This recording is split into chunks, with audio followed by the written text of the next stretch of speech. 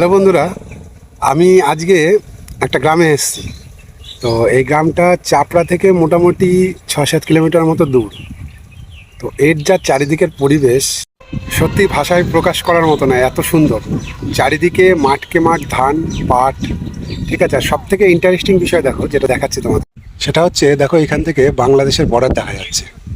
ওই দেখো, তোমরা দেখতে পাচ্ছ কিনা আমি জানি না, ওই যে দূরে বড় বড় ঘর রয়েছে, টোটালটাই বাংলাদেশের বর্ডার। বাংলাদেশ এখান থেকে একদম কাছে। মাঠকে মাঠ পুরো পাট চাষ হয়েছে, যেহেতু এটা বৈশাখ মাস, এখন পাট আর কি ধান তুলে নিয়ে পাট লাগানোরই সময়। তো সব চাষি ভাইরা দেখো এখানে খুব সুন্দর পাট লাগিয়েছে চারদিকে।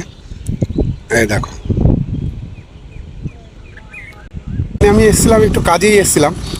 তা আমি কোথাও গেলে যদি এরকম সৌন্দর্য দেখতে পাই না, আমি দাঁড়িয়ে যাই কিছুক্ষণ সেই জায়গাটার আর কি সৌন্দর্য উপভোগ করার চেষ্টা করি। এখন যদিও দুপুর, রোদের তাপ বেশ, তবুও চরম হাওয়া, চারিদিকে হাওয়া, একদিকে বাংলাদেশের বর্ডার আর একদিকে এত সুন্দর পাট চাষ, চারিদিকে শুধু সবুজ আর সবুজ।